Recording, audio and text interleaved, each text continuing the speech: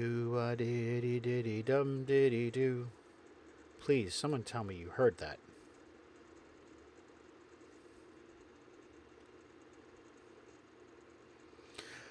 Fuck yes. Alrighty then. Pardon my French. Give me one moment to get the gentleman back on the call, and I have figured out my conundrum, and I will share with you all my enlightenment. That's fancy words for saying, I got it.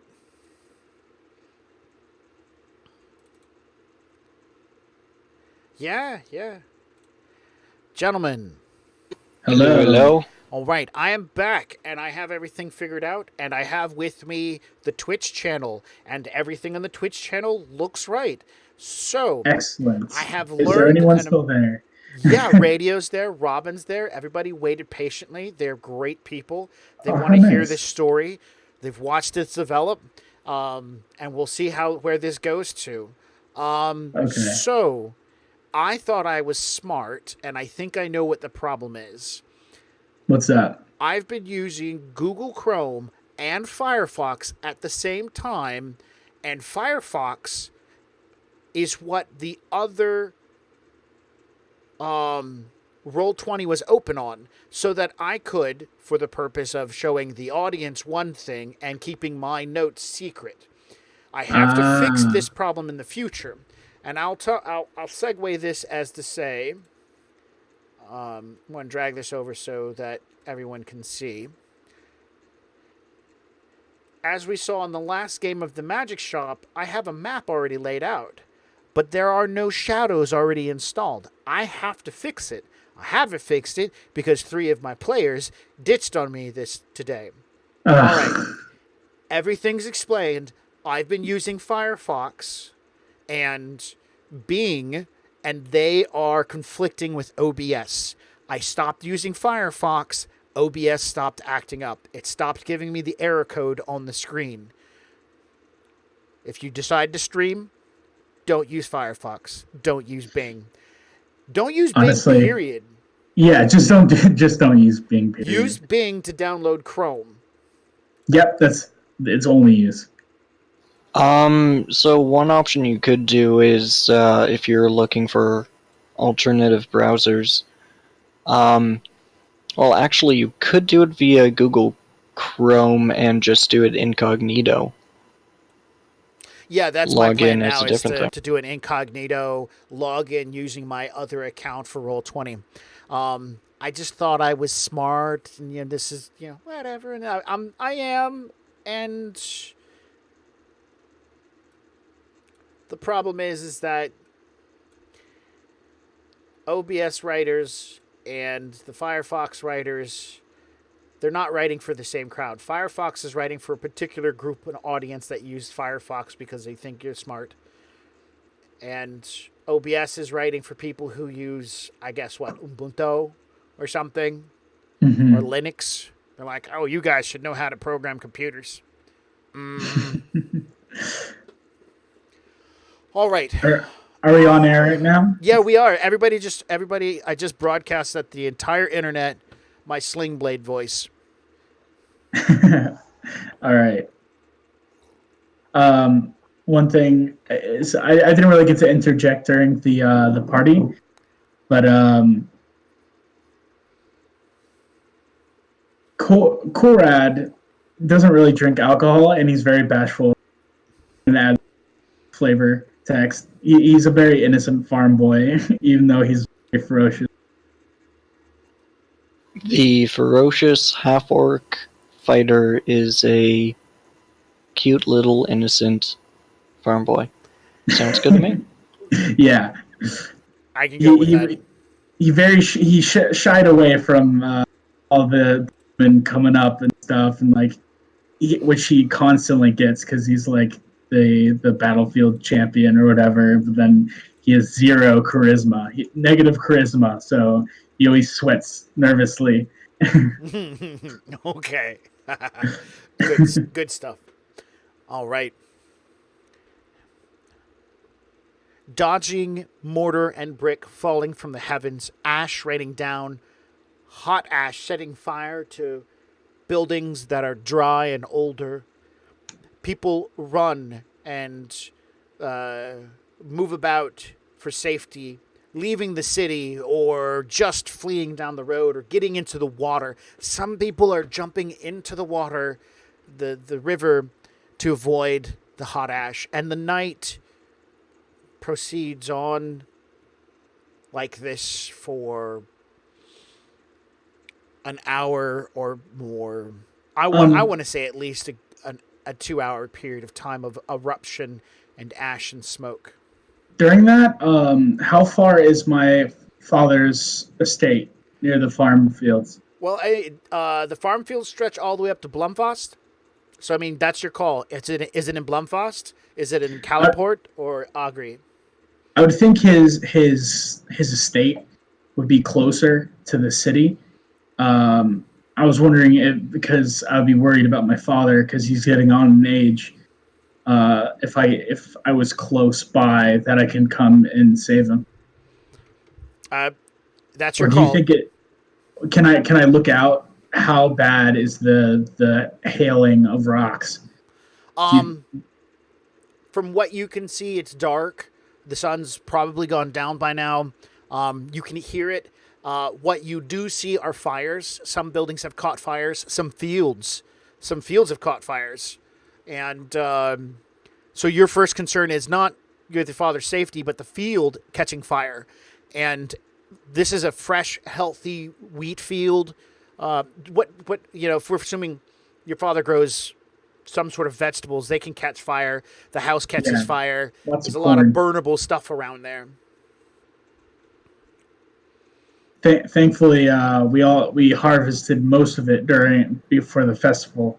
But so you probably have piles of corn stalks that are probably at your dad's place catching fire right now from the hot ash. Yeah, it's a big stone building, so I think he'll. Excellent. You all seek a refuge. I'm gonna stay. Okay. You're going to stay here in town in Agri? Yeah, I'm gonna make sure that the wounded are tended and see clerics. And the night rolls on. You find safety and shelter away from any falling debris. You seek out injured. You help who you can, and you do the part that you're destined to do as being part of the military, as being part of this society. And in the morning, the smell of cinder and ash is everywhere, as if the entire world has been coated from the smoke of a chimney. White ash, black soot everywhere on top of everything. Houses have burned down. The pub you were in last night, Mala, is gone, except for some of the walls. It's all gone. Not crushed, burnt to the ground. I feel really sorry about the people I couldn't convince to leave with my Nat 1. Well, at least you convinced yourself to leave. Yeah. Maybe there's a survivor. Maybe there is a survivor. Yeah, he's the survivor. He's the one. Okay. Well, I didn't know what happened, so I couldn't search. The Pontifact calls out for everyone to gather the wounded, bring them to the temple for healing, calls out for any guards. And he's got a podium that he's standing on, and he's speaking into a leather funnel that makes his voice elevated and godlike. Funnel of projection? Voice projection? No, it's just a tube. He's at a toilet paper tube he's yelling into. He proclaims it as the tube voice projection. It's really right. Just a tube. Yeah. And so he calls out for soldiers to help the injured, clear the roads. The most important thing to do is clear the roads so that people can easily get back and forth. There will be terrible moments where some people have died and they need to be tended to. In this world that you live in, the opportunity for the dead to get back up and wander around is possible. It will happen. And so taking care of them and making sure they have a sanctified death is important. Every religion in this world believes that the buried must be dealt with, Like over in Ridio, they just burn the people after they. Oh, you're dead. Burn you. Problem solved. You'll reincarnate. It's okay. And back in Uli, they had sanctimonious holy grounds that they would bury people in, just like with Grenache. You guys have sanctified temples and churches and cemeteries that you put people in. Mhm. You have heard horror stories of these fiendish creatures called necromancers unsanctifying an entire church ground and calling upon the fallen to rise up and destroy. And I think the Empire of Uiel, since they worship Gricio, they would think there would be a lot of like preservations in the original body because of like how they always worship like the eternal Yes. part. So like the necromancers raising up like the faces of your dead family members would be particularly horrifying. Oh my goodness, that's a no, sir. Put that. You Like, put my uncle back in the ground right now. yeah, full on, no skeletons, just the faces of like the preserved face of your uncle coming at and attacking. Yeah. Nothing creepy about that. So, Lord Bot Ulf, ULF, Bot Ulf, is, he's the nobleman who runs Calimport. He is there with the Pontifact, and he gathers people's attention. Both Malah and Kel, you guys are in the same unit. You're a scouting unit. You guys are generally in the forward, looking at stuff and whatnot. So you guys move fast. You guys move swift. And Lord Botful, Botoof, put that thing back where it came from, or so help me. Yes, exactly. The Lord calls. You know that name is just too much. I didn't want to use the other random generator one because it's Rick, and there might be a Rick and Morty reference. And the one after that is Moose, Lord Moose, like the dessert. That's kind of great though. Lord Moose. I am Lord Moose. Nice to meet you. All right, we're gonna do it. So we're gonna change his name. Lord Moose calls you all into the square as units are gathered together, and upon gazing at you guys, I'm assuming that you have your gear with you, or at least some semblance of who you are. He identifies your ranks and says, "You're the 7th Scouting Brigade." And he's looking for like a response from one of you. And Kel, Yes, sir. Okay. He gives a nod. I need you to take your entire scouting team and this score of engineers, and he points at a handful of what looks to be just commoners with collections of tools, and he says, head north toward Calimport with everyone else, and you're to help clear the road from Belmfast all the way up to Arava. You heard the men. Let's go. He will stop you and say, once the road is clear, send messenger back to Agre and let us know so that we can give you more information. I will be no more than a day behind you.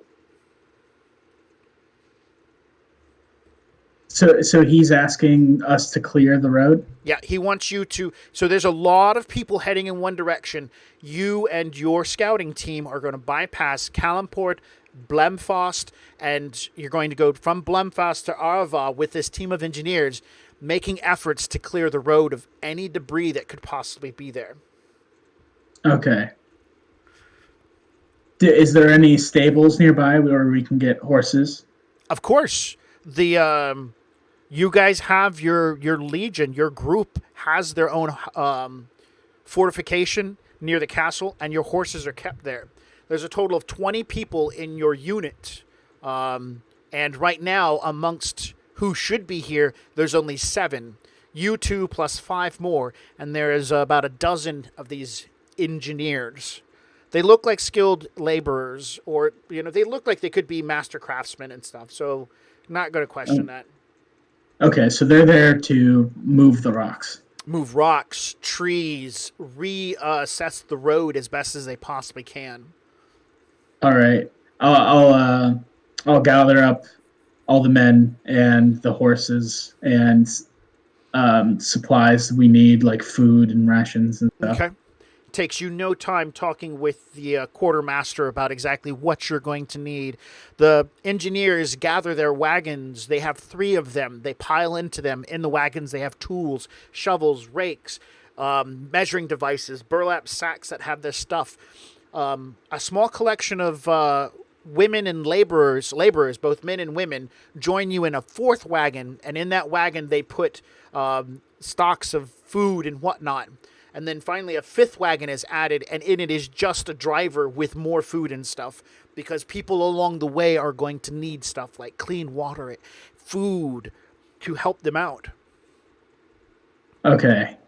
And before we set off, I just want to pull Mala aside. Mala, have you heard of anything that's happening? I've never heard of the mountain erupting before. Could I make a nature check for this? Yes, you can. Can I maybe make a history check? Maybe Yes, there's you can. been legends of like the mountain erupting, maybe some demons or something.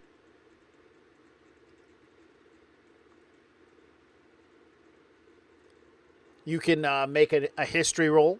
Yeah. You can make a knowledge History is nature plus- check with advantage because this is your territory, right? Isn't that what you get advantage? It's not advantage. I double my proficiency bonus. Ah. So my intelligence is at a -1. My proficiency is at 2. And I am proficient in this.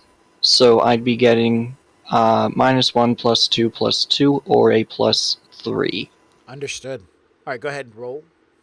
I rolled a 7. I don't think I know that much. Your father would know. idea. Yeah, but before then, while everyone's gathering supplies, I want to head a visit over to my father, which should be close by. Okay. See if he's okay. Like after the morning rolled around, I would want to visit him at ASAP. Okay.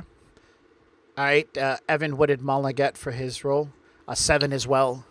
What? So- These consistent rolls. Wow, a 1 and a 1.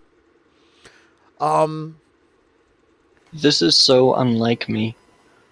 You know that that they speak of the volcano, the mountain itself. It's sulfurous. They speak of that something sleeps on the inside and it's ancient. These are, of course, words from older times. When you were a child, you do remember your grandmother speaking of the beast in the mountain waking. And that's all you know. And she's long gone. Okay. That's Mala, right? Yeah, that's Mala, not Kel. Okay. And that was my grandmother who Or- told me stories of that? Yes. My grandmother once told me stories of a great beast under the mountain. That's probably it. A great beast. My father haven't told me that tale. I should visit him. I want to make sure he's okay. Is he on the way to Blempost? He's just outside the city. He should be okay, but I'm worried about our farm. Alright. Well, let's can go I- there first, and then haste to Blempost. All right. Your father's farm is on the way. It's a quick and short detour. You're able to tell the rest of everybody, hey, you guys ride on. Keep heading in the right direction. We'll catch up. or I will catch up. I'm just going to make this small detour, go see my dad, and then, of course, you can ride your horse kind of hard and catch up with them. There are 5 carts, a boatload of people and supplies, and the road is congested right now. It is a lot of effort. You guys are going to be digging through your way through to Calimport and beyond, helping those that you run into. So, for right now, you got time. You swing by the farm. It is bad. The building, the main house is intact.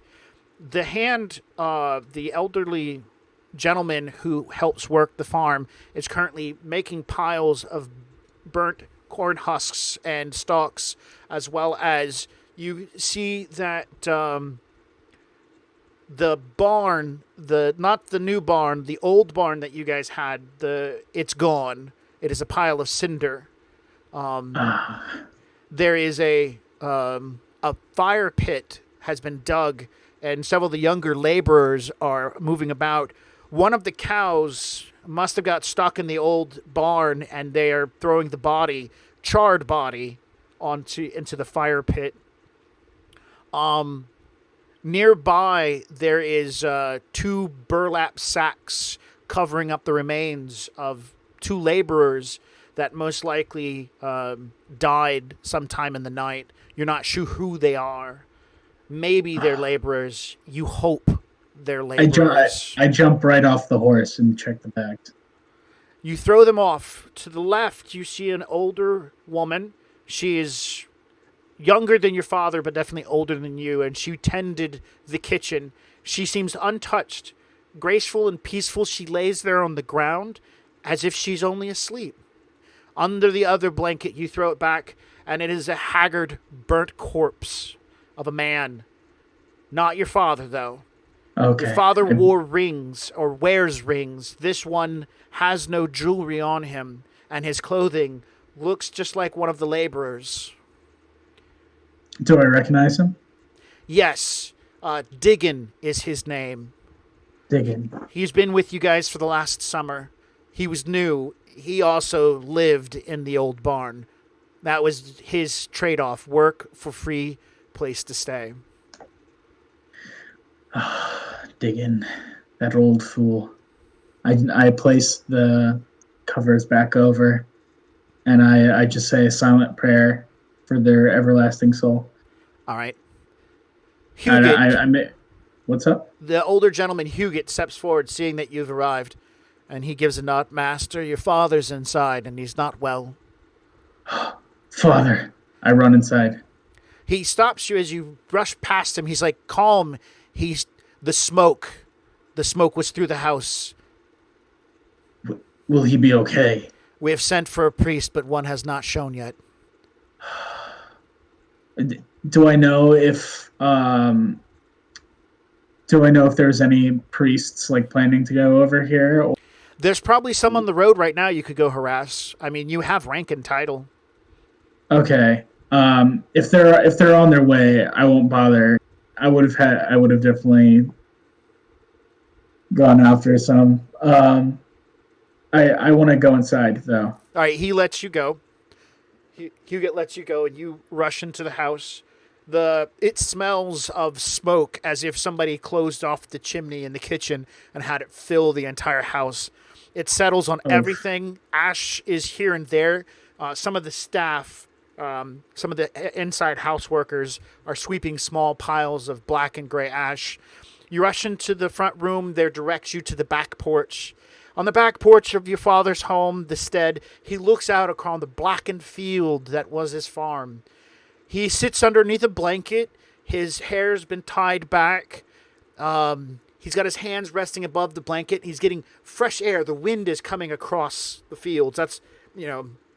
So he's getting fresh air to blow in his face. And when he looks up, he sees you, and a small, weak smile purses his lips. And you can see the happiness, not in his lips or his smile, but in his eyes as they wrinkle up and his cheeks rise. And he looks into your face. Son. Father, you're safe. I run into his arms. Don't, boy. I'm fine. Sorry. Are you doing okay? I was worried. I couldn't make it to you. The house filled with smoke last night, and I tried to get out with Hugin, and I passed out. But I was fine after a while. We hid on the front porch for the most of it. The wind was bringing the fire to the back of the house. It was like a dragon breathing ash, hot ash all over the place, the fields. Luckily, the silo has remained intact, and so some of the corn was lost and some of the other vegetables, but for the most part, we're fine. That's a relief. I was terrified it's got all destroyed. Oh, Do you know? Have you heard of Legends of the Mountain? What have caused this? I've never heard of anything about the mountain. They say an ancient and powerful red dragon sleeps at the base of the mountain. I don't know. This has never happened in my life. Lay down, lay down. Yes, yes. He will crawl back into his chair at this point in time, and you help readjust the blanket over him. One of the staff come out and dump ash into a barrel, and your father says, "That ash there is going to save us. I know it is filled with rich things for the soil. Don't let them get rid of that." All right, Father. I go downstairs and try and stop him. Yeah. You're able to instruct him, and your father watches on from his balcony as you're working with them, and Hugh gets like, "Yes, master, of course, we will save it all. Not a problem. Sure." I'm sure they're fairly confused. Yeah, they're like, "Oh, save this. We already have dirt. Why do we need to save more dirt?" All right.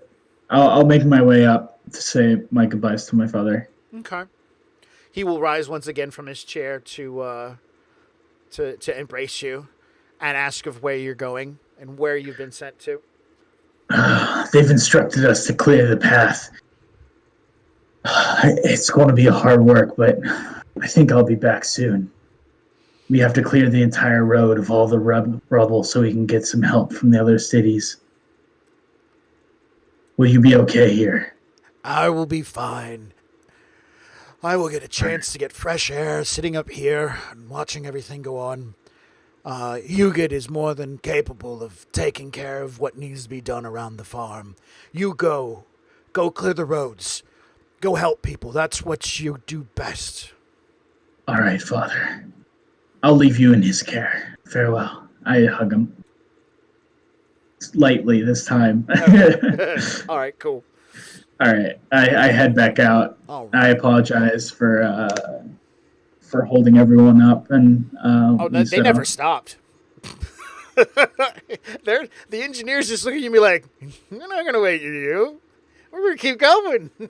So you spend probably an extra 5 to 10 minutes spurring your horse to catch up to the rest of your train. You and your regiment's All right. train. I'm back. My computer shut down when it still had 20%. Continue. I didn't even know you. I didn't. So, what part did you miss? I was catching up. Yeah, the engineers are like, "No, we didn't wait for you, man. We just kept going." Okay, yeah, that's fair. So you spur your horse, you catch up, you're going to give it a chance to rest, and bam, you guys are on the road. Throughout the first 2 days of travel heading toward Calimport,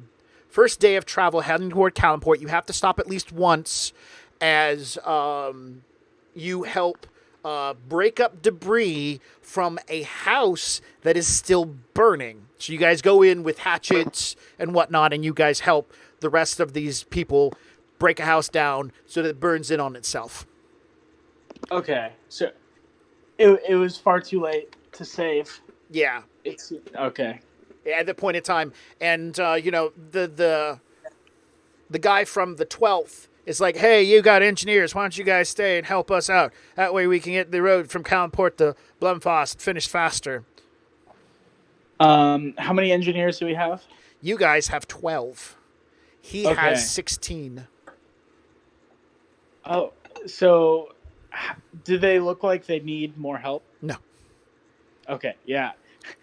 I'll kindly deny his offer and say that we need to clear this entire road. So we Great. need as many people as we can. Do that diplomacy roll. All right. Evan, can you make that for me? The computer isn't still. I'm on my phone. Sure.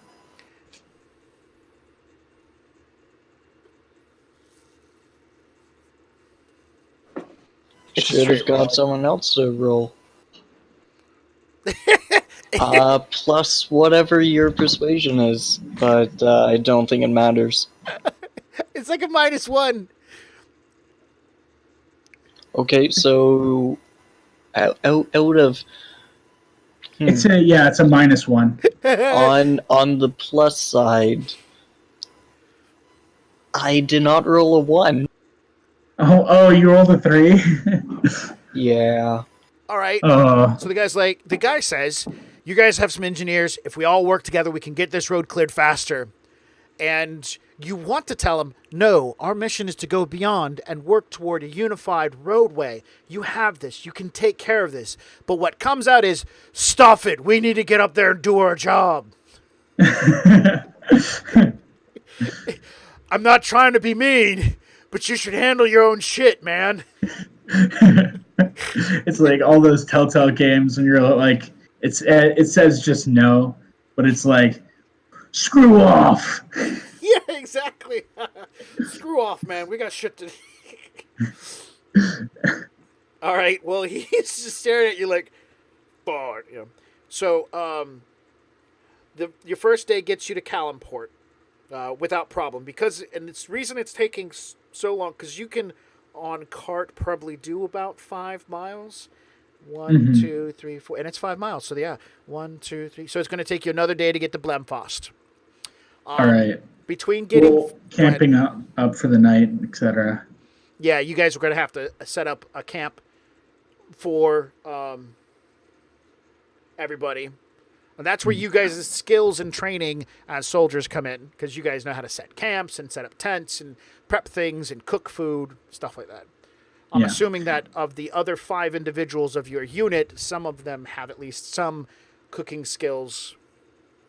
Not gourmet, but enough not to burn food. So one quick thing about the Outlander, its feature ability, the Wanderer. It states that you can find food and fresh water for yourself and up to 5 other people each day. Ooh.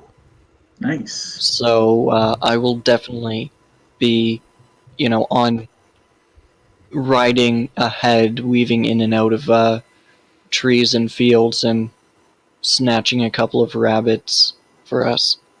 Okay. That will help save on the supplies you guys have to work with at this point in time. So that's good.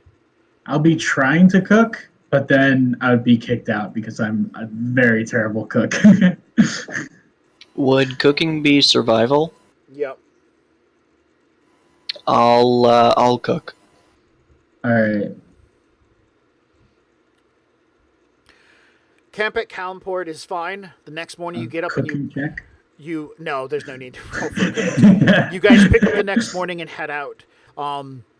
Like the sun starts coming out, the sky's still kind of ashen and dark. This is the day after, and so everybody, first thing they get up, they get dressed, they get shit together. These guys, just like you, these engineers are on point. None of them seem to be slacked or lackadaisical. They jump on the opportunity to get moving forward.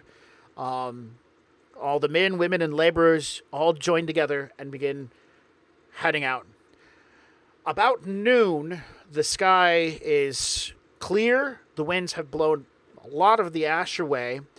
And as you're heading toward Blemfost, you guys are part of the first team of people heading in this direction. You see horses coming from Blemfost. Not at a slow pace, probably not at a fast pace. You said there's 20 people heading the opposite direction? No, that's some horses. You can see right now it looks like 3 horses with riders are coming up the remnants of the road, and they're at a gallop. Okay, let's check out and see what's happening with them. Okay. As they begin drawing closer, one of them holds up a staff in the air and starts swinging it back and forth. And you know he's going to be coming right towards you, but he's making efforts that you see him and the people with him. So are they waving us out of the way, or are they like greeting? It looks like he's trying to wave you out of the way. Okay, I direct. Do they look like criminals? Perception. I would not be able All to right. tell. Perception. Let's see here. So that roll of 9 was my perception roll. You don't know. 19. Now, you see one of them has a symbol of the church on a vestment, and he seems to be the one waving the staff around. Okay, I quickly clear everyone off the side of the road so they can get by. All right. The man with the staff shoots by, and the man who's right behind him, also that you couldn't get a good view on, shoots by as well. The third person doesn't. He begins slowing down, and he yells to them, I will catch up. Keep going. All right, so he's approaching? Mm-hmm. I step forward. You ride your horse forward, and then the man gives a nod. What's going on? The mountain, it erupted and dropped rubble. Well, I know that. Rubble and rocks. And one of the large rocks is in Belmfast, and it's smoking. It's the rock. A rock from the mountain. And no one can put it out. No amount of water has quenched it. Is it in the middle of the road? It is. It is in the middle of the town. In the middle of the town. Well, we'll try and take care of it. You head up. He gives a nod. Be safe. It smells foul, and the priest there, who is sick, says it reeks of terrible magic. Magic. Well, look, the sun be with you. He gives a nod. The sun be with both of you. All of you, be safe. And he rides past quickly. All right. Well, seems like we're foreshadowing on what's to come. Mm-hmm. Let's head off. You make it to Belfast before the end of the day. Maybe right before dinner would be a best description. You know, so you guys your tummies are rumbling. You can clearly see the smoke rising what would be from the center of town as you're following along the road. You guys had to stop a while every once in a while, clear out some debris, ash and, fallen trees and stuff like that. Nothing that really slows you down. The engineers jump out, they hurry up, they chop things, they move things, they get a horse, and the rest of the caravan just keeps it moving. Nothing's really slowing you guys down. Lots of open terrain. And if not, like if there is something that slows you down, like if somebody's fence is in the way, the engineers just take out the fence. Just like, fuck it. Take out the fence, clear the tree, make shit happen. Screw private property. Yep.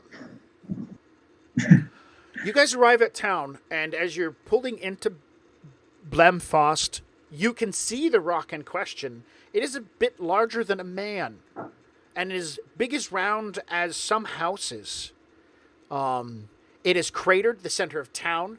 Buildings around it have been collapsed in. A lot of the buildings in town are smoldering. Piles of ash, burnt wood, and whatnot. The smell of the town is very sulfurous. The rock is black. It's smoking. People stand nearby. Yeah. Yeah. You see a gentleman standing nearby. He's got a pot helm on and a spear. He looks like a conscript. I walk up to him. Sir, do you know anything about this? We're here to clear up the area. He gives a nod and he says, Aye, during all the rain, it came down, crushed the mayor. He's underneath it. Was. Rest his soul. The Hit mayor. him square. That doesn't sound like it was an accident. Oh. Can I go up? Can I go up to the boulder? Yeah, no one's stopping you from getting close to it. Can I give it a once over? Like, is this a unique rock or is it just a solid boulder? How close do you want to get? Mm, is it a concave like crater, or do you think I could walk away from it quickly? Um, it concaves pretty close to the rock itself. So within the first 10 to 15 feet, yes, you could walk away quickly. Those last 5 feet, So while he's contemplating this, I will get as close as possible. I'm assuming that this smoking rock is quite hot and emanating heat. So I will get as close as I can without the heat becoming uncomfortable or, uncomfortable, I guess. which is probably right at the edge of that 5 feet deepened crater. The heat and the smoke are unbearable by that point. You can, if you push and you want to make some saves, reach out and try to touch it. Throw something at it. I don't know.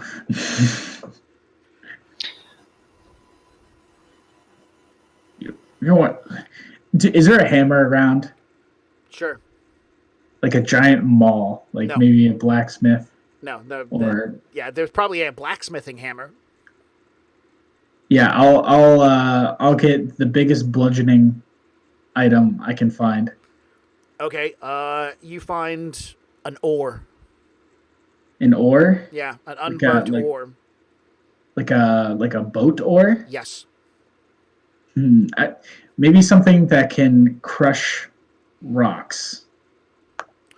Okay, you find like a bat. It looks like a bat. Like a wooden bat. Yeah, wooden baseball bat. I don't think that would do much. All right, so you're scouring for a weapon. Yeah, I'll probably head over to the blacksmith in the meantime, because we'll probably want to get work on this hammer. I mean, this boulder. All right. Mala, you get to a point where you're right outside the hot zone. So that was a survival roll that I just made, where I got a 16 plus 6, for a total score of 22.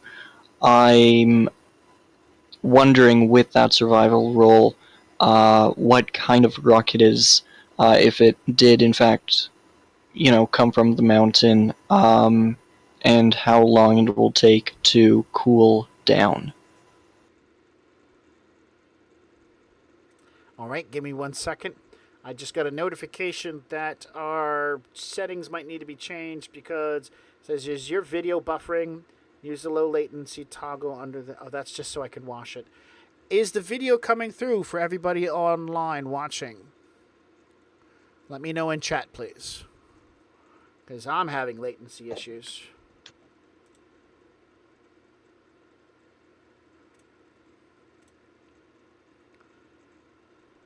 Okay, good. As long as you guys can see it, that's fine with me. When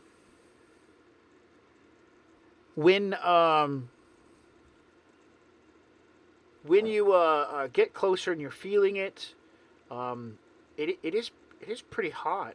It doesn't look solid though. It looks like it's just a big pile of ash. Sorry, a giant rock looks like it's a pile of ash? Yes, it doesn't look solid. It looks like it's just like a big pile of ash. I'll reach down, and on the ground I'm sure that there are some pebbles or small amounts of debris. I'll pick one up and kind of gently lob it at this pile. Okay. Some of the outside of the boulder falls off, and the pebble goes in maybe about 2 to 3 inches. This produces a bit more smoke, but also knocks off chunks of this ashen outside layer.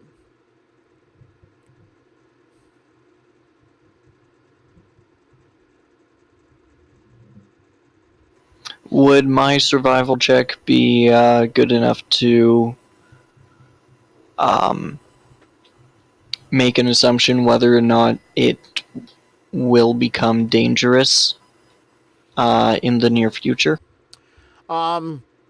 As as long in, as you- the Go ahead. superheated rock could explode, for instance. It's not going to explode unless you pour something on it that's colder. You know that hot and cold don't mix well.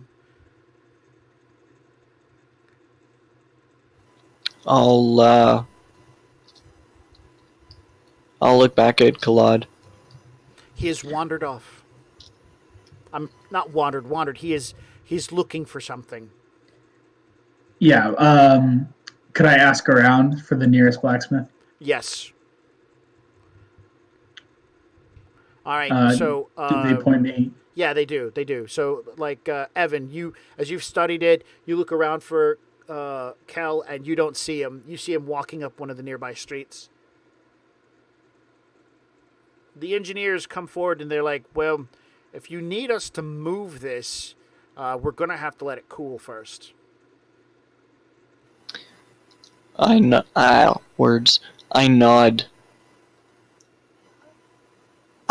Yeah, no, we should definitely just let it cool.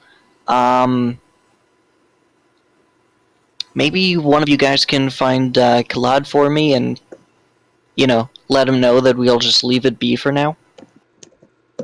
Okay. Kalad.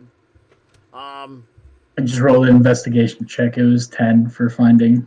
Oh yeah, you find a blacksmith. Okay. And in the meantime, I would if I find him, I would request like more shovels and more hammers, and I would like flash the symbol of my stature. Okay, he will happily give out what he can. Most of the hammers that he's optioning aren't as big and massive as you think or would like. You do see he does have a wheel hammer, and it's not a hammer that's made out of wheel. It's a hammer that's attached to a wheel. The water runs by a water wheel, and it picks the hammer up and drops it. This is a massive maul. I like that hammer. May I borrow it? He stares at you, looks at the large hammer. Of course, my lord, you can definitely borrow it. He will spend the next 20 minutes disconnecting it from the wheel. Because it's not an instant attach. You can't quick draw this sucker. All right. I watch him constantly as he does it. Okay. And then he hands you the 65-pound hammer. All right. I can carry 550 pounds, so I'll be carrying that over. Also, any shovels and hammers.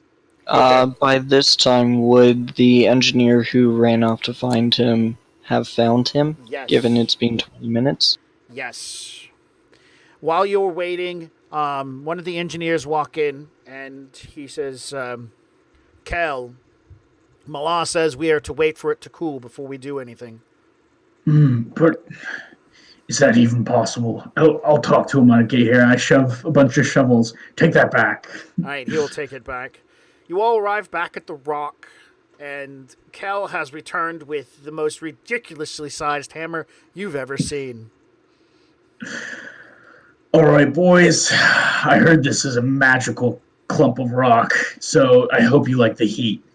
I walk towards the smoldering ash rock. Mm-hmm. And Mala steps in between the two to intercept him. Mm-hmm. Yeah, I don't think it's magical. I think it's just super, super heated.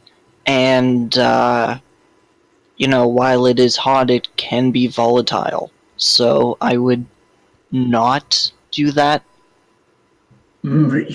You take or me for or a at weakling. least I can carry some hot pebbles.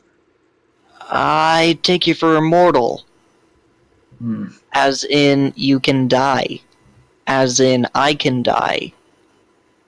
Well, we'll see how it goes. As in all of the survivors can die. I I don't say have a good feeling about this, though. They I say say that let's just clear the road. Let's just clear the road, and by the time we come back, if it's not cooled, you can do whatever you want. All right. The priest said it had a magical essence, though. Does it? I He told. I look towards the rock and I cast detect magic on it. All right. You cast detect magic.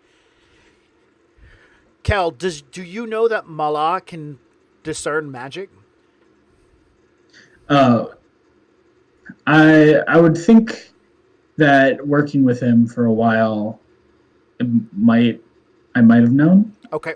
Okay. So It's also divine magic, so I wouldn't exactly hide it from the church. right, and they would expect you to utilize it for the benefit of all. So he makes this Exactly. gesture and he holds up his holy symbol for a moment, closes his eyes, and makes a small prayer to the Trinity. When he opens his eyes, he stares. You can see a glint in his eye that is unnatural. And Malai, you don't see anything magical about this rock. It's a big, fiery rock. You see more natural presence of magic, the things that you're expected to see. I shake my head. No, it's exactly what I thought. It's just a big, really hot piece of rock. Let's leave it, clear the road, and come back. That damn priest lied to me. All right, boys. I'll be taking this hammer with me, of course. Let's clear up everything else. The engineers will nod. They will make efforts to. They don't have anything they can do here in the center of town, and it's late anyway, so it's time to set up an encampment and relax because tomorrow it's a long haul to Arava to try to start clearing the road to see what can be found. All And right. camp in town is good. The people come out. They're the priest, by the way, the injured priest that told you it's magic. He comes out and he's blaspheming the rock at night, telling people to stay away from it. It houses the spirit of a demon. Don't touch it. Stuff like that. Hearing that, I'd roll my eyes and just take him as an ignorant fellow, but I don't step in to correct him because, well, it is a really hot piece of rock and I don't want anyone getting close. Yep, and this rhetoric of demons is keeping people away from it. So it's kind of doing something, even if it's in the, at a false direction. I was about to say I rolled my eyes at the same exact time he said it. I just get more sleep. I cuddle with the giant mall. Okay. All right. Early morning comes. The sun's not even up, and the last watches walk around tapping people on their boots, telling them to get up. You guys slept on the southern end of town. That's where you set up camp. The best breeze was coming from there, which kept the smell from the boulder in the center of town from wafting in your direction. The townspeople came out to gather food from you at night or during the evening for their dinner because some of them don't have food. And a makeshift hospital was set up in your campgrounds. I would suggest that we build it close to the river. It would give us that nice little breeze, but then additionally, if there's any travelers along the river, they can easily see the hospital. Good call. Very good call. The morning came. The engineers are up. They're getting their stuff together. The laborers are taking to the camp. You will be clearing the road between Blemfost and Arava. So that means they're staying here, but you and the engineers are going forward. They're keeping the supplies here and waiting for the road to be cleared. All right. And do we try? Can I talk to anyone around? Did they try and take the buckets from the rivers and cool off the rock? Yep. Okay. You Then wanna, we continue on. do you want to know what happened? They, I guess they get blasted by steam. Yep. Chunks of hot rock flew back at them, burning a few people. Hmm. The distance between Blemfost and Arava is short. It will not take but maybe half the day to get there, which is good. So you only have maybe a few obstacles, road pieces to clear, and engineers to overwatch. Around 9-ish in the morning, your small caravan set out, horses well rested, men are completely armed. As you're heading in this direction, let's start off with, as you're heading to Arava, there's trails and signs that people have been through this way. As about 9 o'clock or so, most of those footprints and trails on the roadway have veered off on smaller paths leading into the forest or crossing the river in some other location. So you are entering a part of the roadway that has yet to be tended to by anyone. About 9:30, you come across a tree. By this time, you are thick in the forest. The river is out of sight. I know the map shows one thing, but believe me, the forest is on either side. The coloration, that brown poopy color, represents a thicker forest. So on either side of the river, there is forest. It's just not as thick as farther out. The river is out of sight, and you come across a tree. It once was a great pine tree, but it has fallen across the road, and it definitely will block your path moving forward. It has been burnt for the most part, but not to cinders, just on the outside. The engineers move forward without even being commanded to, and they break out their hatchets and begin moving forward to start kind of chopping away. I help with them. What are you going to use? An axe? Your giant maul? Yeah, I'm gonna if they have a giant axe, I'll definitely be borrowing that. They don't have a giant axe. They have a regular axe. Okay, regular axe will do. Not everybody has giant weapons. Well, Colad doesn't know that. He wishes it was true. I love that. Everybody should have giant weapons. All right. Hours will pass as you begin clearing this tree, and what are you doing, Mala? What I do best, and just scouting around, seeing, this road at this point is more like a trail, so I want to skip ahead and see if there's any more large obstacles and possibly find a way around them rather than through. All right. Perception.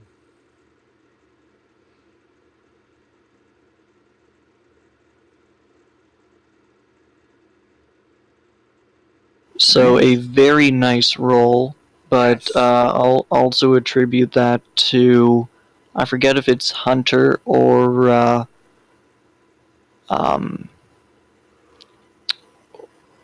I think it's actually the Wanderer. Let me just pull that up for a sec. Sure.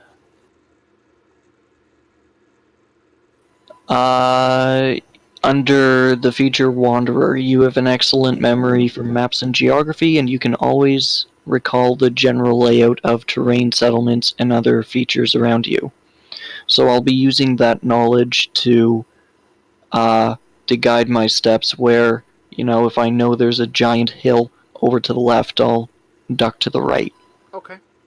You weave through rising hills, clay-facing, knocked over trees, ashen cinders left over from those things that have been burnt down. The forest is still strong here. It has got lots of good growth that's going to keep it from being burnt to the ground.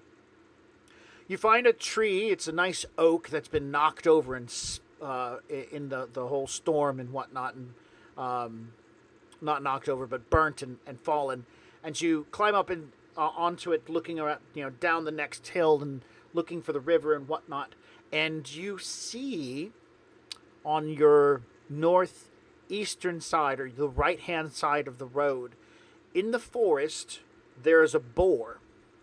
The boar is larger than a dire boar. It has black fur and yellow eyes, and it is running very quickly northwesterly through the woods. Its speed is, well, shit, godlike. You're barely sure what you're looking at, but you can see it's moving swiftly. You cannot hear it.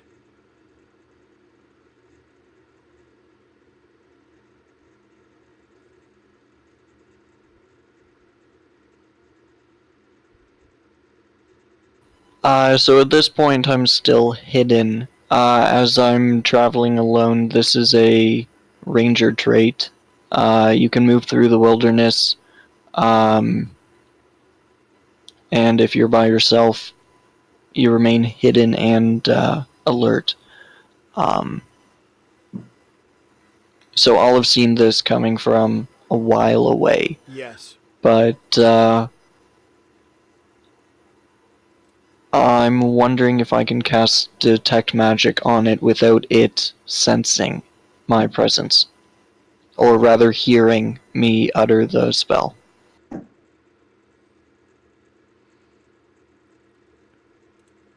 What are you going to if I cast? What?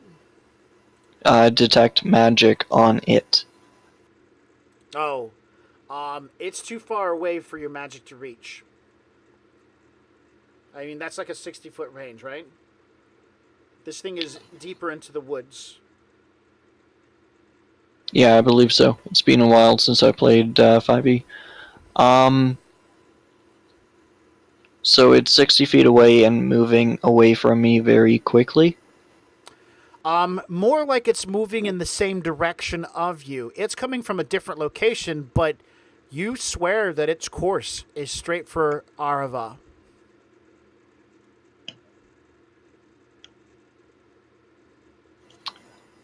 I will keep hidden and follow it. All right. It quickly bypasses you, leaves you behind, and you work to keep an eye on it and move toward where it's heading to. Leaving your comrades far behind as they're dealing with trees, you watch this black thunderous beast. Now that as it's gotten closer, you can hear it tearing through the burnt underbrush, and it runs into Arava. You can see the town, you can see buildings and stuff, and you see this large black beast just charge into the city itself, and you're probably, a few hundred, at least 200 yards away, maybe a bit more. So you hear screams. Are they screams of panic or pain? Panic, pain. Both. Both, yeah. Alright, I'll double back to the party. All right. And, yeah, I'll double back to the... You've moved a great distance away from them, so it's going to take you... Are you going to walk or run? Run, absolutely. If you run, you are no longer hidden.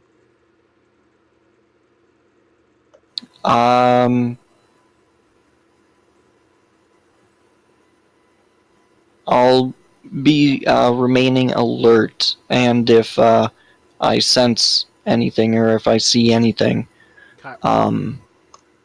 I'll stop running and hide again. Okay. Can anybody else see the note cards? Because I guess restarting or closing out, I've lost all the note cards from earlier. The game notes, I Yeah. can see them. Great, because I can't.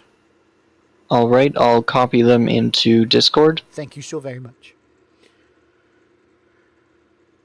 You hustle back to the location. It takes you a bit of running to get there. The screams can be heard echoing over you, and loud, thunderous booming, crashing, and whatnot.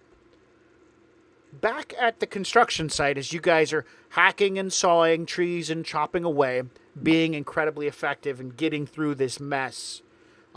Your friend Mala has been gone for some time, but this is not unnormal. This is perfectly what it's supposed to be like. He goes off, wanders around, and does scouting. You, through the pitch sound of everything, get a chance to make a perception check.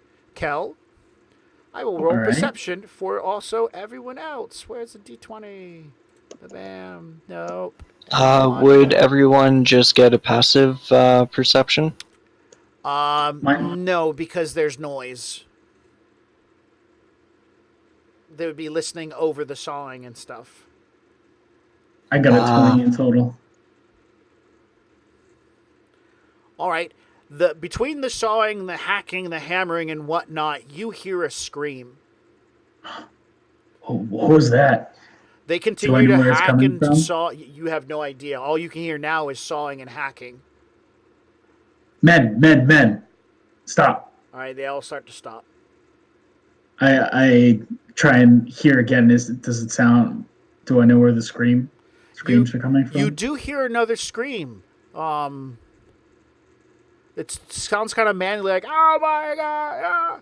And you kind of position yourself around, and it sounds like it's coming from Arava. Those who can fight, follow me now.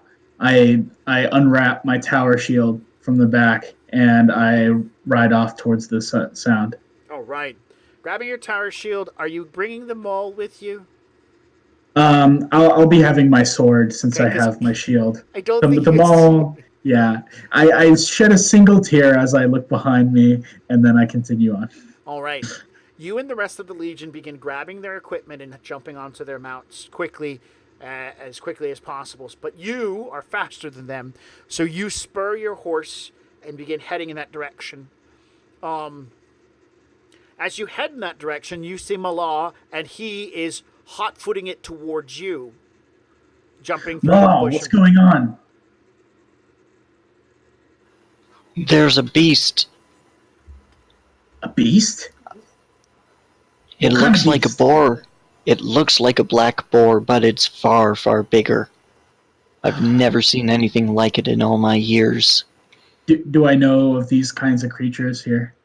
No. Your knowledge and experience of fighting beasties and monsters is limited to the battlefield. And nobody generally uses boars as a battlefield monster or beast. Or beast of burden. I mean, bacon. All right. Which is a shame because those guys are absolutely vicious. They are. Mala, get on one of the horses. We need to head there. Malika, just jump up on your horse. Okay, I didn't know if between the plate mail and everything that the horse would I'm be assuming you're overcovered. not in your plate mail because you've been running around, so we'll assume that you're in your breastplate. Yeah, I'm in my breastplate, but I probably would have I would have packed it with my stuff. Does it still take the same 10 minutes to don heavy armor Yes. as Yeah. it does in... Plate mail 2.5? takes like almost like it takes a lot of time. It takes two people. Yeah, that's why I didn't say when I say I unwrap my tower shield, I didn't say put on my plate mail because that would have taken way too much time. Yeah, I'm assuming that you have in one of the wagons, you have a personal pack that has your stuff in it. I'm not sure that your riding horse would be carrying your gear. You and the Okay, rest of the good. Legionnaires would need to be able to move quickly so that important heavy objects like that would be set to one side. Okay, so we do have a wagon. That's good. Yeah. All right, so it's just my sword, tower shield, and scale mail. I stop the horse and let him get on. All right. Malad, do you join him? Wouldn't I have had my my own horse for this? Oh, you were scouting on your horse? No, I would have left the horse at the construction site. Yes, your horse is at the construction site. All right, I'll hop on that horse. Okay, so you're going to keep running back to the construction site. Yeah, we're past. You guys are ahead of the group of people. Yeah, I heard it. I heard it from my own account. so I met you halfway. It probably took a couple minutes to run back. Okay, in which case, no, I'll hop up behind you. All right, yeah, I set off. You guys head toward Arva, and it doesn't take you long to get there. Your horse is powerful, she is elegant, and you come to a halt as you get to the edge of town. The buildings, there are some damaged by fire, and as you're coming to this point, you hear what sounds like thunder or a clatter or a boom of some type. And when you get to the edge of town and your horse comes to a stop, you see that this beast, this boar, has toppled the temple that it's near. You're not sure exactly all the details at this point in time. You can see it's a temple. You can see its rubble. And right now, it's stomping people who were in the temple into the ground. Oh, I make my way there like fast. All right. Initiative. All right. Initiative roll.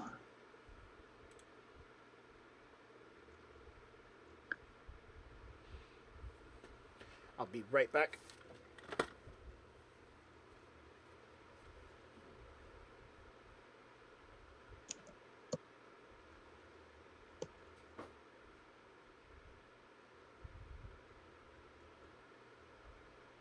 Oh, only 9. Looks like you still go before it. Oh, do you roll 2? Oh, it was a 5. Okay.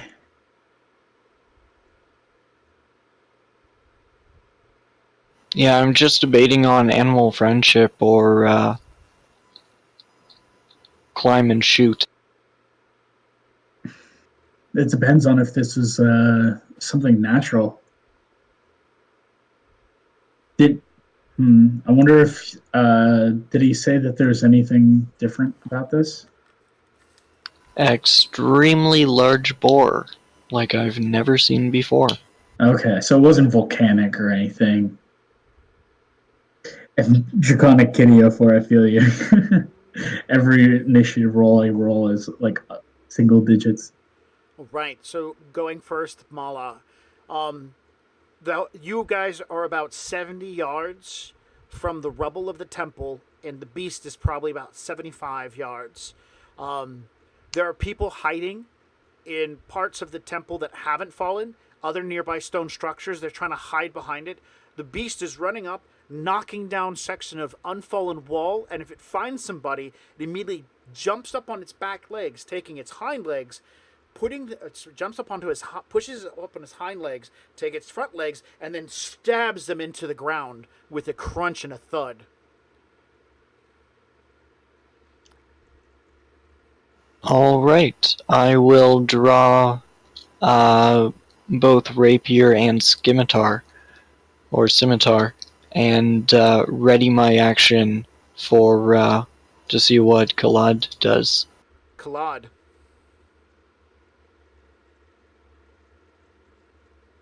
Oh, you're holding your action? Yes. Okay, well, I'm rushing towards the big beastie. All right, from horseback, you ride toward him. What weapon do you have out? You got your shield on one side, you draw your sword on the other. Long sword, yeah. And so you're going to like ride by and do a slash at him? Yeah. Okay, just to let you know, you cannot ride your horse with shield out. You have to control the horse. If you want to hold your shield up and attack as you ride by or ride up to it, you have to make a ride roll to keep control of your horse. All right, I'm going to get off when I can to face it head on. Awesome. All right, so as you get nearby, will drop off the side of your horse by swinging your leg around. Yeah, and I, standing there with the big boar right in front of me, I take a precision attack against it. All right. Mala, you are holding to see what he did. Now you know. Wonderful. I'll stay on the horse for a couple more seconds until the horse veers off, I would imagine, slightly to the side. but passed it, and hop off as well to kind of get its back. You're trying to put it in a flank with Kalad. Exactly. Excellent. All right. I rolled a 12 to hit. With your precision attack? I think it applies afterwards. Okay. And Mala, are you going to make an attack as you swoop off to one side to flank it? I am. All right. I'm going to say that you can attack it, and because you're flanking it, don't you get initiative advantage? Yeah, I'm pretty sure. All right. I guess I get advantage then. Is that a thing normally only in 5th edition? Yeah, advantage is in 5th edition, yeah. Okay, yeah. Sounds good to me. You do know what advantage is, right? Yep. Roll Okay. twice, keep the high. That's right. So, my fighting style that was chosen for me is 2-weapon fighting. Mm-hmm. Add ability modifier damage to add ability modifier to damage of second weapon's hits. So with both my rapier and scimitar out, I'll be doing a dual, well, I guess Pearson slash. Mm-hmm. So roll 1 for the rapier. Yes. Roll 2 for the rapier. Okay. Roll 1 for scimitar. Roll 2 for scimitar. So 23 for the rapier, 24 for the scimitar. I'm not sure if it being an offhand weapon, if I have any negatives that apply to it. Did you attack 4 times? No, he attacked twice. Twice with advantage. Oh, it's for advantage. Okay. I was like, that's a lot of rolling. Holy shit! I only get 1 attack. I'm 3rd level. I think I missed something. Yeah. Yeah, no, both of the all of your attacks will hit. Its AC is not that great because it's not that kind of combative. So 12 even Okay, hits. So my attack hits too. Okay. Yes.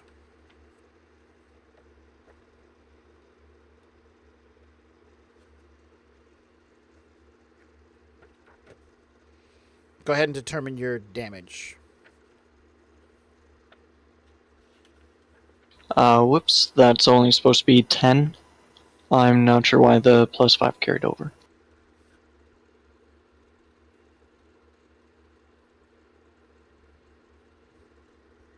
Okay. So I did a total of 14.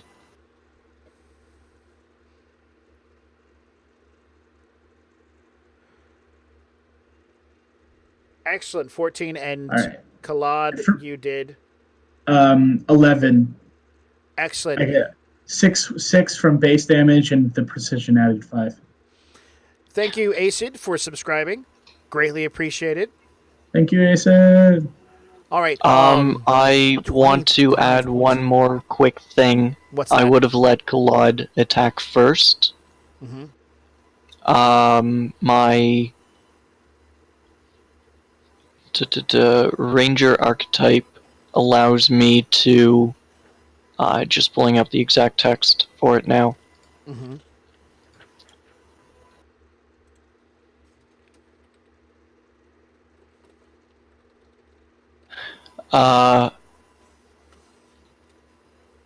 Hunter's Prey, Colossus Slayer. Your tenacity can wear down the most potent foes. When you hit a creature with a weapon attack, the creature takes an additional 1d8 damage if it's below its hit point maximum. You can deal this extra damage only once per turn.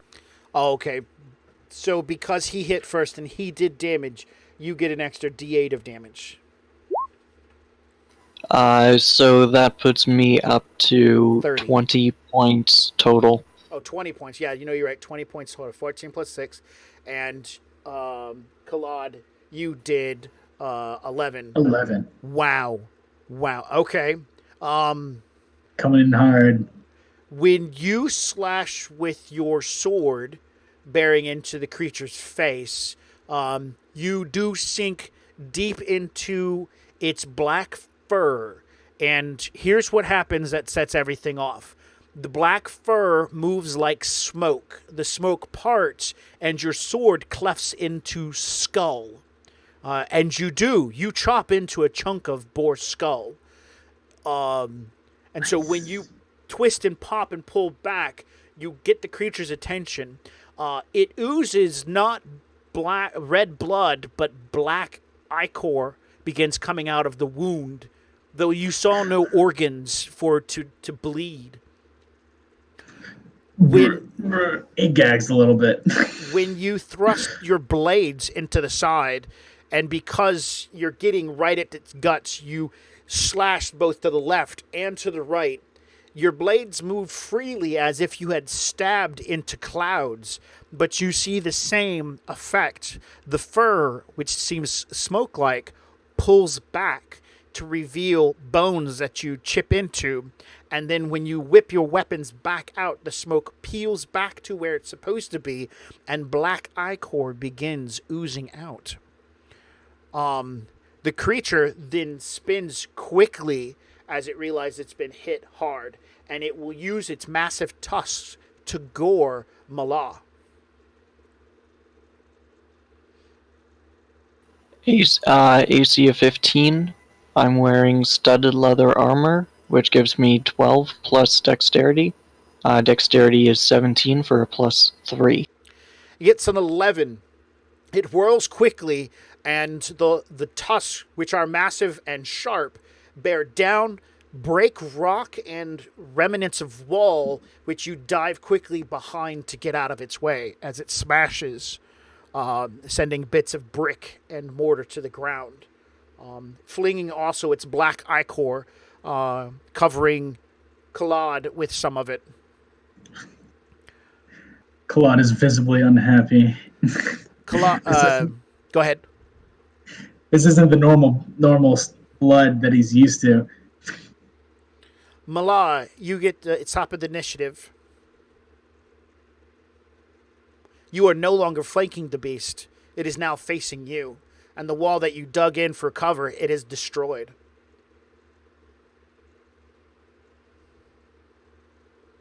I'll hold my position. It allows Kalad to flank it in my stead. And I'll face it head on to lash out with 2 more attacks. Go for it.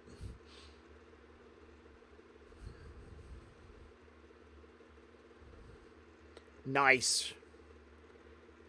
So my first attack does hit. Yes. It is below, so it'll be 2d8 instead of 1. Nice. Plus 3 for my modifier. 10 10 points. Of points. damage. Wow. Nice. We're at 40. We're at 41 points of damage so far. Oh, wow.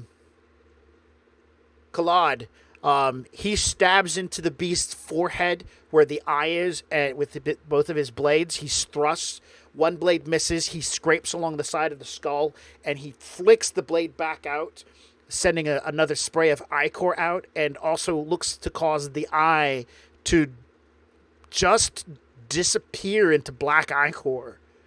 The eye is gone on this side of this beast's head, and his cover that he was trying to use was completely obliterated by the boar and its thrust. So if the boar gets a good thrust in, he's going to get your friend. I just whack as hard as I can with my long sword. I'm over here. All right, And roll the hit. I also make. Well, let me see if it hits first. You do have advantage now that it's facing me and not you. All right.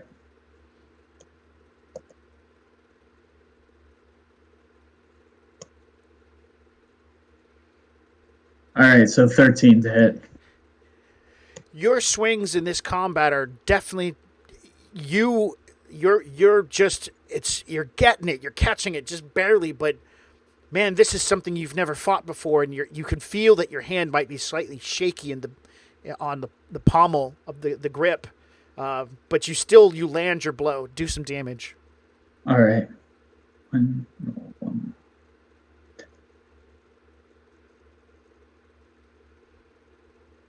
6 plus roll 1.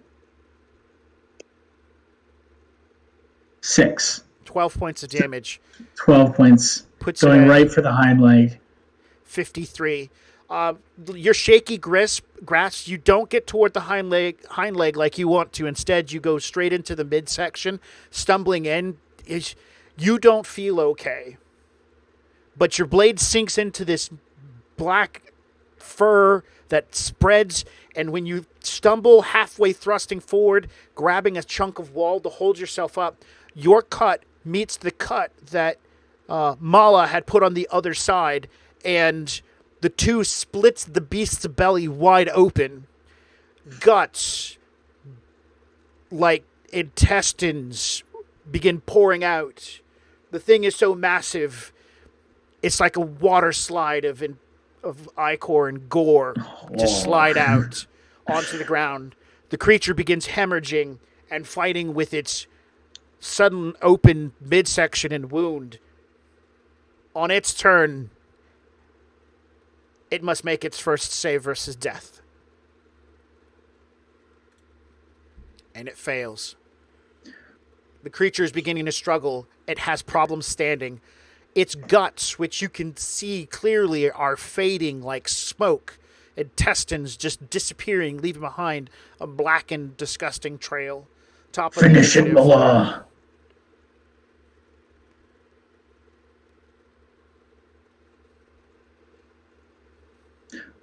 I'll take a 5-step. I'll backtrack 5 steps, and try to identify what it is. Okay.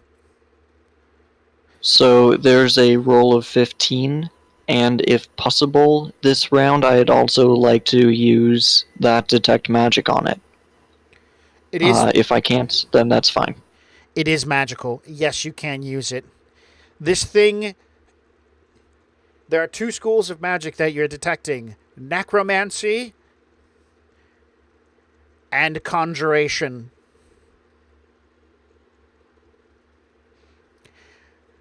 Kalad, to your surprise, you call for Mala to destroy this thing, to finish this combat now, and instead you see he just walks back, looking at the whole thing in surprise. Mala, what are you doing? I'll finish it myself. And I stab towards it. Regular roll. You have advantage because the creature is on the ground. All right.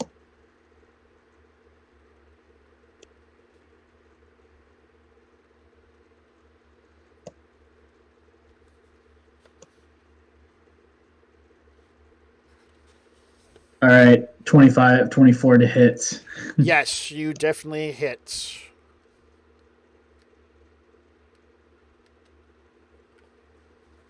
All right, 6 damage. All right. Trying to go right to the neck. You move forward, and as you walk over to the creature, you're sweating. You feel a little pasty. You're not okay. You take your blade. You plunge it into the throat of the creature. You flick it out quickly because your blade's sharp as fuck, and it cleans out. And blood and guts begin bleeding from this creature. It begins dissolving very quickly. The fur is disappearing. The guts are disappearing. The bone remains, though. You see it melts away from the bone. The creature twitches a couple of times before finally the life oozes out of it. You found it difficult to hold on to your blade at this point in time. Mala, I just sit down. the smoke coming off this thing is definitely affecting your friend Kalad, Mala, and you can see that the smoke is also filled with magic, both necromantic and conjuration. What the hell was that thing?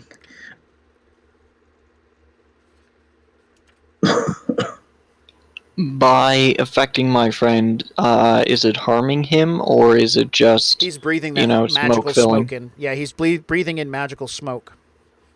Okay. So seeing this magical smoke enter him, I'll run forward and attempt to tackle him out of the way while yelling, "Stop breathing in." What? Stop breathing, man. Just stop. What? I knew this day would come. Betrayer. I see that. I toss him off and back up away. All right. Yeah. All right. So I imagine like you threw down your swords to rush to grab him. He's already dropped his sword, so you guys have pulled yourselves away. After a moment, and all the guts and fur and whatnot that consumed the majority of the fleshy bits of the beast have gone, the bone begins disappearing like white ash drifting into the wind. How do I feel right now?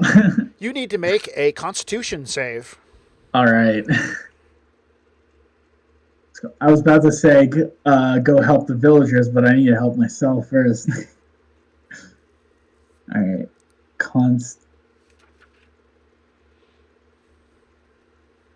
All right. You're looking to beat a 12. So a 12 or higher is all you have to roll. 19. 19. All right. After getting away from the beast, the smoke and the smell, you definitely feel a little bit better. Your hand feels like it's tightening back up. Your strength is returning to you. You feel like you can walk back over and get your sword. Yeah, I don't even pay mind to it. I want to try and save anyone who seems like they're hurt from this battle. All right. Do I see anyone? Yeah, you do. There was the guy who got the pillar knocked over on him, and then the thing jumped up and down on his chest. I don't know if he's still alive. Do you want to go check on him?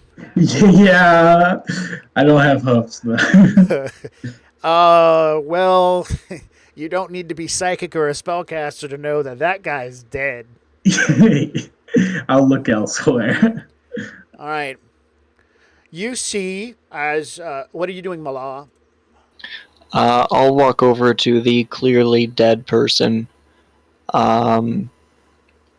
close his eyes very gently, and just whisper a quiet prayer. Okay.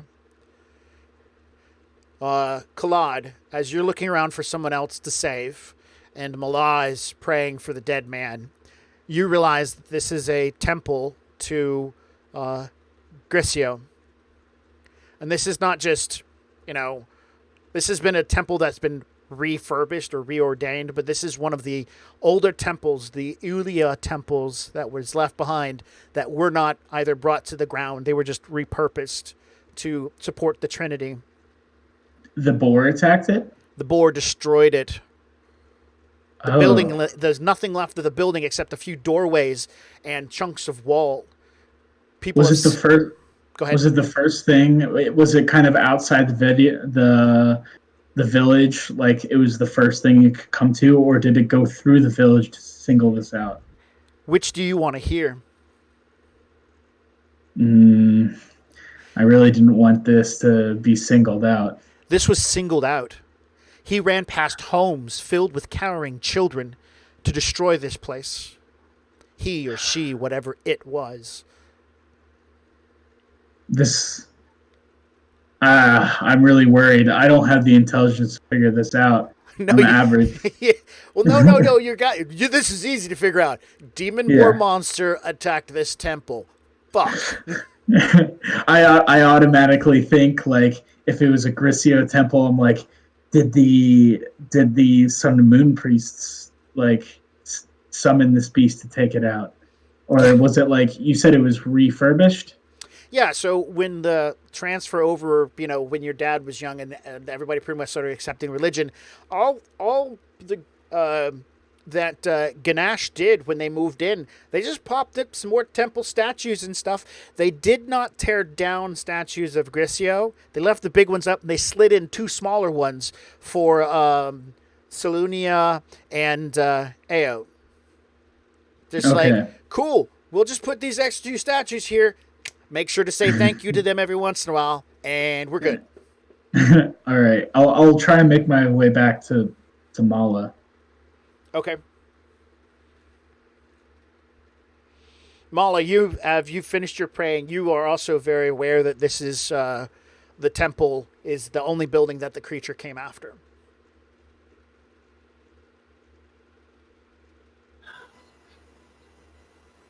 I will accept it for what it is. Do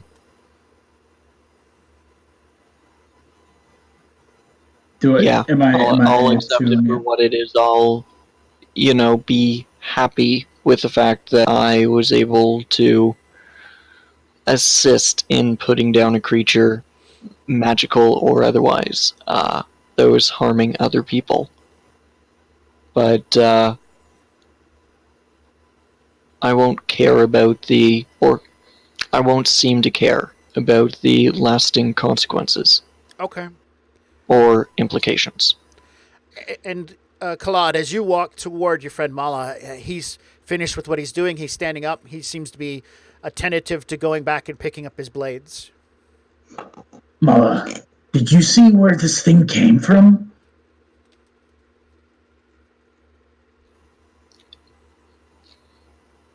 Yes. What direction? This is obviously not natural. Similar direction to where we came from. So I'm going to draw an arrow from Avara pointing in the direction of where the boar's path was coming. This isn't accurate, but this is, I guess I could kind of do it from here. Yeah, I can do it from here. There we go. You can press Alt, and it will disable the, There we go. That's the line. So I thought you said it was traveling northwest. Yeah, it was coming from the northeast to go... You know what? I said it wrong then. It was traveling from the northeast to go kind of southeast-ish, southwest-ish.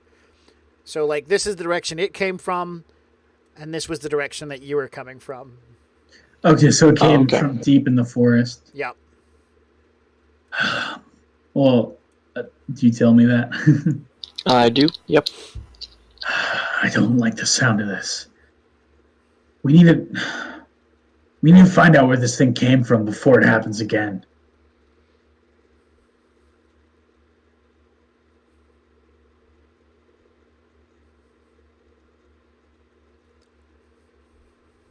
What do you think?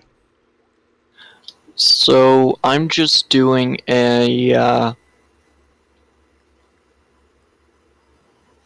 not sure if it would be history or investigation, but I'm just thinking to myself for a moment that possibly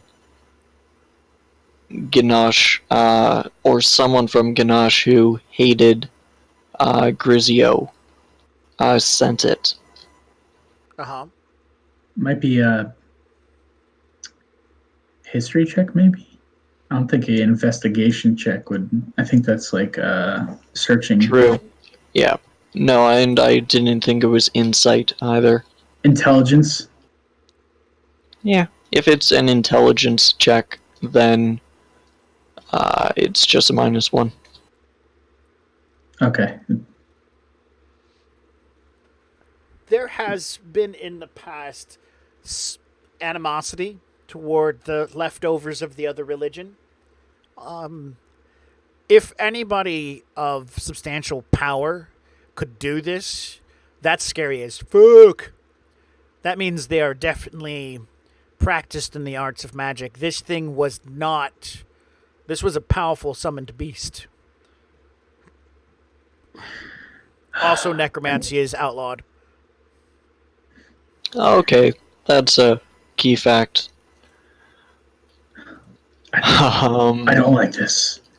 Yeah, no, we- I'll mention that it was dead to begin with. I didn't think it was natural. It didn't look like it was alive. We have to find the source of this.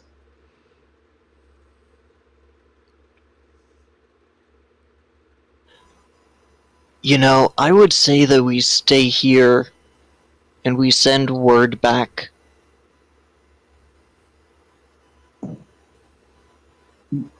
But What was it, David, that sent us on the mission? Yes, David set people out to do tasks, and it was Moose, Lord Moose, who told you, That's the one. Okay. hey, you guys go do Blemfaust to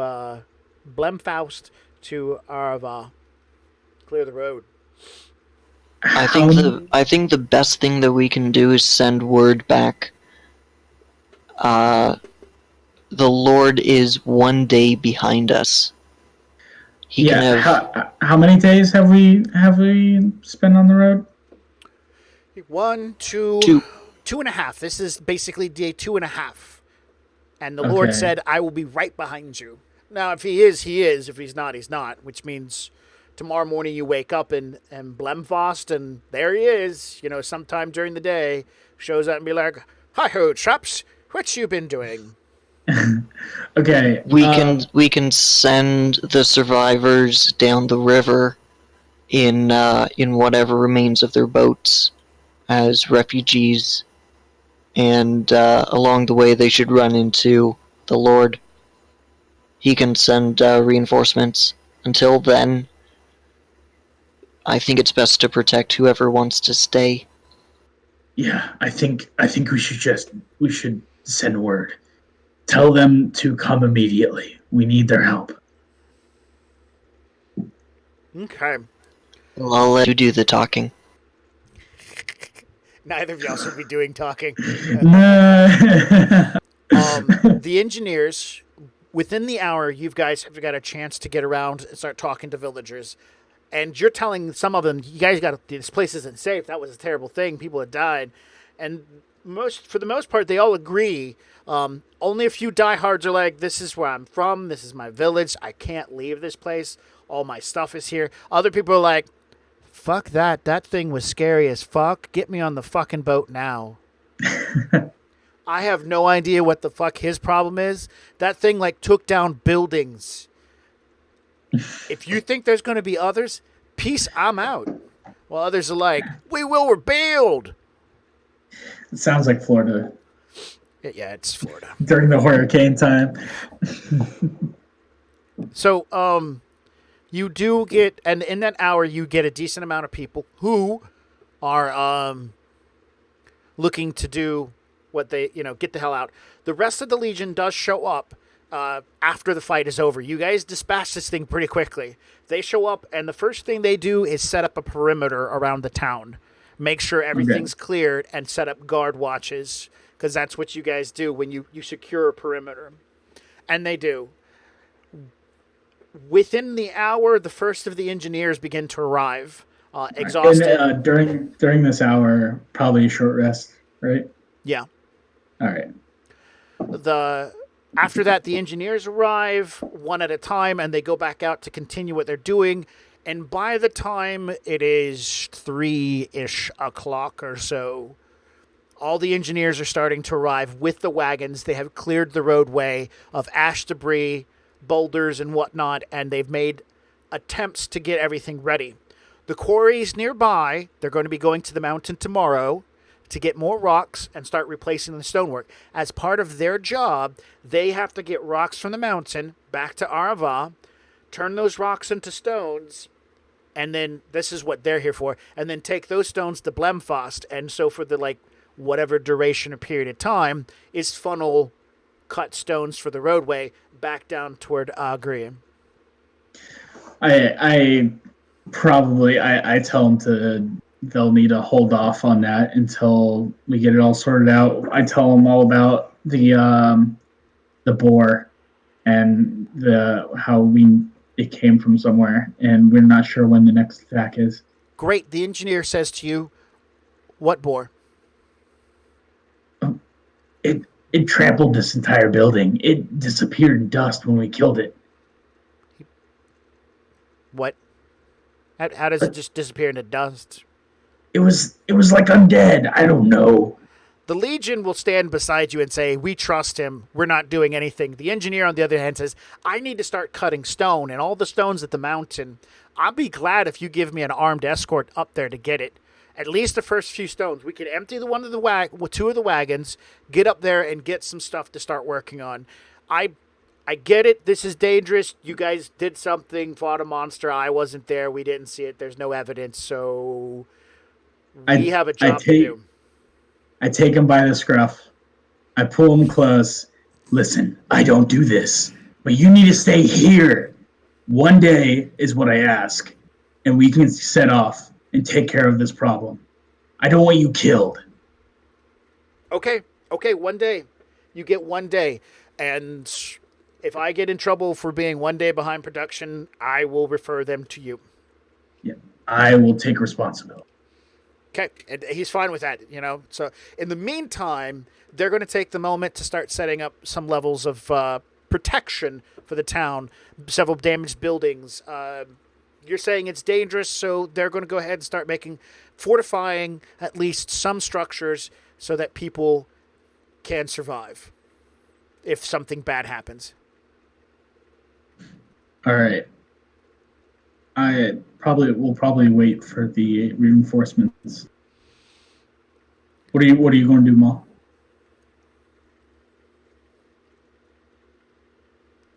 I've a climb speed of 20 feet. I'm going out, I don't know, 50 feet into the woods, climbing up and in the direction of where it came from.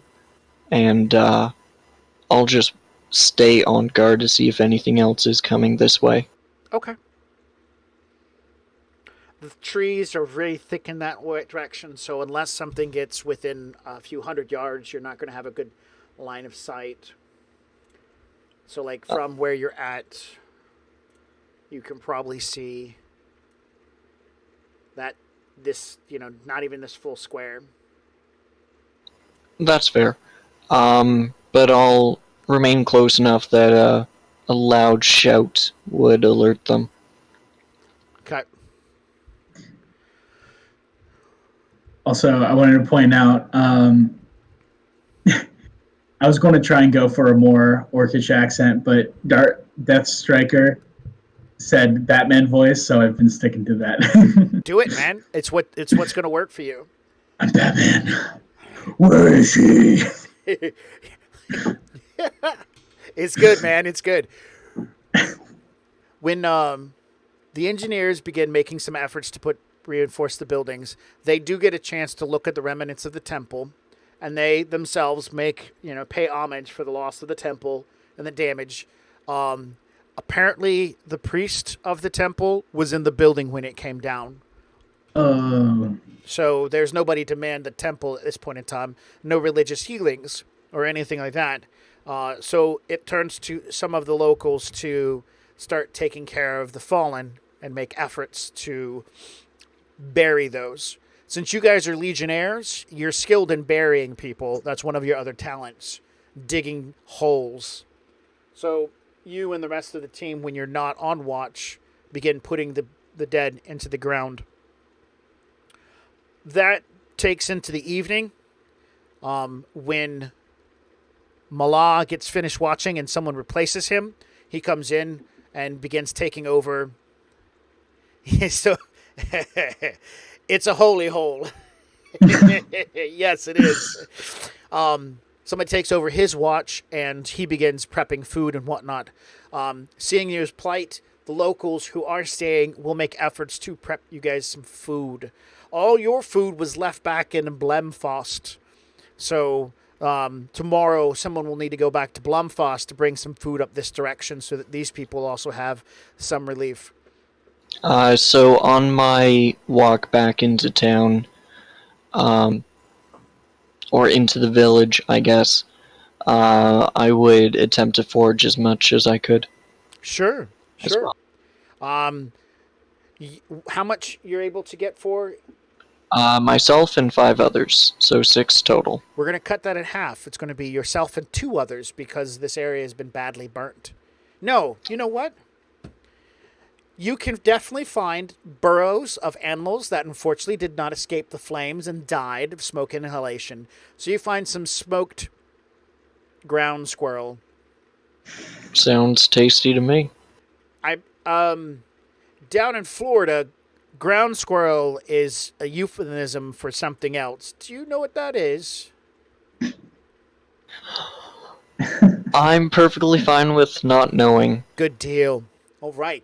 You bring back, we'll say, a D6 minus, or just a D6 in ground squirrels. And I'm not referring to trash pandas. Yeah. Before I roll, I want it on record that I'm perfectly fine in not knowing what it is, and I'm perfectly fine with whatever it is. Thank you. I appreciate that. I appreciate you. 5 of them. So 5 ground squirrels. All right, so you bring them back and begin handing them off to other people to clean up and take care of. And they do. They clean the smoked little bastards right up. And it's pretty impressive they stayed fresh. Yeah. It was good. Yeah. I love eating ground squirrels. So, yeah, the kitchen area stinks to fucking high heavens, but the food smells good. They're cleaning the animals in one place and putting the food somewhere else.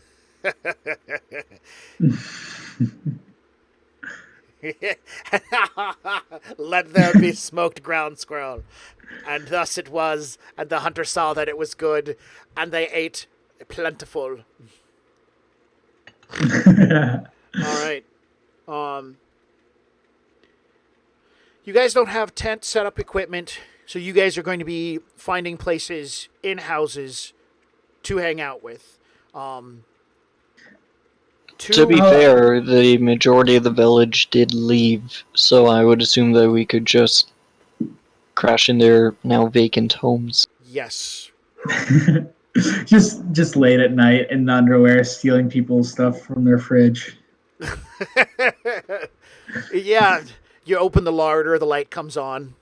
it's a magic crystal that You reach in, pull out a thing of styrofoam container, open it up. God damn it, lamb again.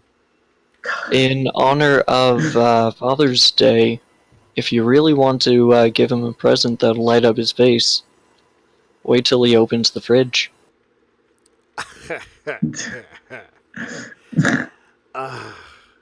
That was so bad, man. I have to give you props on that one. Thank you. When that was night falls, you guys are hanging out in other people's houses. Evan, you found yourself in the Tanner's house. It smells bad, but not as bad as dinner smelled when it was being prepped.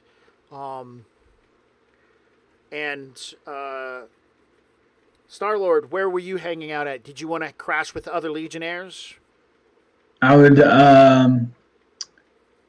probably find a vacant home or probably with the other Legionnaires. You find a vacant home or one with the other Legionnaires? I'll do it with the other Legionnaires. Okay. The other Legionnaires have taken over the boatsman's house. He died from smoke inhalation and got buried already. So may the sun be with him. Or the moon. May the moon be with him. May the moon be with him. Yes, Death Striker. Something is up with Twitch tonight. It is definitely giving problems to everyone. I had a couple of people reach out to me and be like, WTF? And I'm like, I don't know. So you guys are hanging out at his place. It's kind of big. It's near the water. It's got deck and dock areas as well as a second floor that you can get up and look around. So right now it's you and like 2 other guys in here sleeping, and the engineers, because The engineers are part of the team. They're also taking watches. They don't get to slack. Everybody has to pick up slack. right. So we've got 4 watches. First part of night, second part of night, third part of night, and then finally the morning. Which watches are you taking? Because I'll of the take number first watch. because of the number of people, you can take 1 watch, or if you feel, spunky enough, you can aim for 2. 3 is going to make you exhausted. I'll take 2. Okay. And Mala, how many are you going to take? I'll take one, but because it's already 10:32, I'm thinking I should probably head off in the next 8 or so minutes. Okay. You know what? I completely lost track of time. Man, I'm so up into this. Here we go. As night falls and the smell of smoke and dinner still linger everywhere, a distant howl of wolves can be heard through the forest as the hunters begin making their prowl, looking for any amount of prey. The town of Arava has grown very quiet. No fireplaces are roaring at this point in time. It's too warm of a night. And people huddle together. Some people are sleeping. Some can, some can't. The engineers have made makeshift lanterns and placed them around the perimeters of the town. No one sleeps easy this night. The sky is dark. The moon is not out. This has got to be a bad omen. And with that... Fade to black. Fade It's to a black. it's a terrible night to have a curse. Fade to black. Radio's answer is much better. What is it? Rocks fall, everyone's everyone dies. Would be completely artistically justified end to this one shot. Yeah. I the agree. volcano erupts again, and large rocks fall. Yeah, no, that was fun. Thank you guys for coming and hanging out as I had issues with Twitch. I greatly appreciate it. I Man, was ready to beat up a necromancer. hells yes. I wanted to do some cool encounters. I think we definitely got a chance to do some world building. What we did tonight was world building, and that was really cool. Thank you, everybody who jumped in there and helped out with that. We had some decent encounters, and we constructed some good role playing, and I think that was really awesome part. I missed the talk about being late. Yeah. Let's see. Yeah, that's about it. This is just a one shot. Maybe if I decide to do this again and we end up in the same boat where both Evans are free, we might go on to something else. I don't know what's next because I made this up on the top of my head just as we all sat down because I was like, this is what I'm gonna do, and we did it. Maybe it could be some sort of prequel to another campaign or something like that. That is a wonderful fucking idea. Bam, problem solved. I'll flesh out some more to it, and then maybe I'll turn this into something.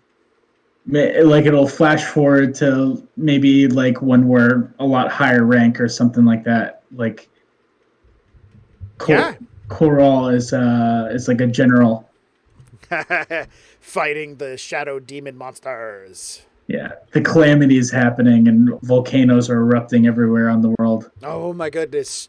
That sounds pretty awesome and dark. And now there's necromantic monsters running around. It's like, what the fuck? Smoke necromancers. Smoking necromancers. Goddamn vapors. So to go along with what Radio just typed, Mala and Cal could probably justify renting an item from the magic shop to go after these necromancers. Yeah. Yeah, that could definitely be a nice segue into the other storyline. It's exactly what we did when I introduced you to Cypher. Yes, it is. That would be cool, but I think I have other plans. Oh, right. I have to reach out to Paige because I totally ditched on her. I should have been talking to her 30 minutes ago about Friday Night Frights. So I have another game I need to get prepared for. So, to Evan and Evan, thank you so much for showing up. To No the problem. audience, hang out. I'm about to switch roles. Going to take a quick 10-minute, set things up for Friday Night Frights, and then we're going to move forward with that. So, with that said, thanks for showing up, and see you guys in about 10 minutes. Bye. Bye. And we're off.